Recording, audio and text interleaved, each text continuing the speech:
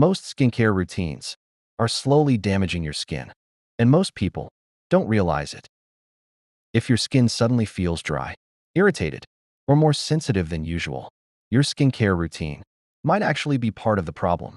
Because while skincare is meant to improve the skin, when certain ingredients are overused or combined incorrectly, they can weaken the very barrier that protects it. So that raises an important question.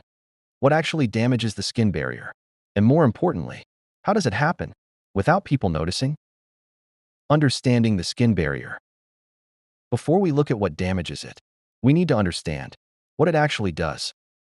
The outermost layer of your skin is called the stratum corneum. It's a highly organized structure made of skin cells embedded in lipids, mainly ceramides, cholesterol, and fatty acids. Think of it like a protective wall. It helps prevent water loss and blocks many substances from entering the body. But when this barrier becomes disrupted, the skin can lose moisture more easily and become far more vulnerable to irritation and inflammation. And surprisingly, some everyday skincare habits can contribute to that disruption. The first mistake: over-exfoliating your skin. Exfoliation is often marketed as the key to smoother, brighter skin, and when used correctly, it can help improve texture and unclog pores. But here's where it goes wrong. Chemical exfoliants like AHAs and BHAs work by loosening the bonds between dead skin cells.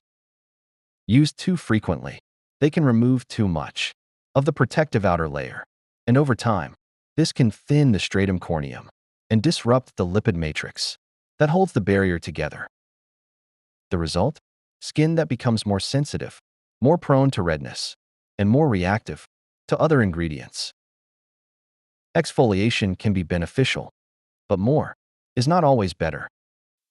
The next mistake? Using harsh cleansers. Your cleanser might be weakening your skin barrier without you even realizing it. Many cleansers rely on ingredients called surfactants. These molecules bind to oils, allowing dirt, sweat, and sebum to be washed away. But strong surfactants don't just remove impurities. They can also remove some of the lipids that make up the skin barrier itself. And when this happens repeatedly, the skin starts to lose essential protective components. This can lead to dryness, tightness after washing, and increased sensitivity. Cleansing is essential, but overly aggressive cleansing can do more harm than good. Another common mistake: overloading your skin with active ingredients. Ingredients like retinoids, exfoliating acids, and vitamin C can all benefit the skin, but combining multiple potent actives in the same routine can overwhelm the skin barrier.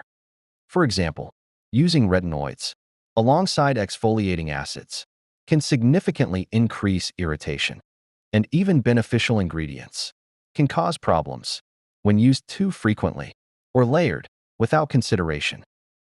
Skincare routines have become increasingly complex, but the skin barrier often performs best when the routine is balanced, not overloaded.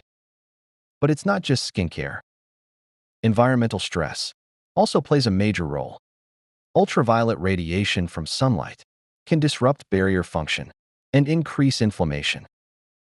Air pollution can generate oxidative stress within the skin, and low humidity environments, such as heated indoor air during winter, can increase something called transepidermal water loss, which simply means, over time, your skin loses moisture more easily.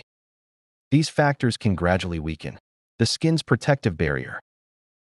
So what's the key takeaway? The skin barrier isn't just a surface layer.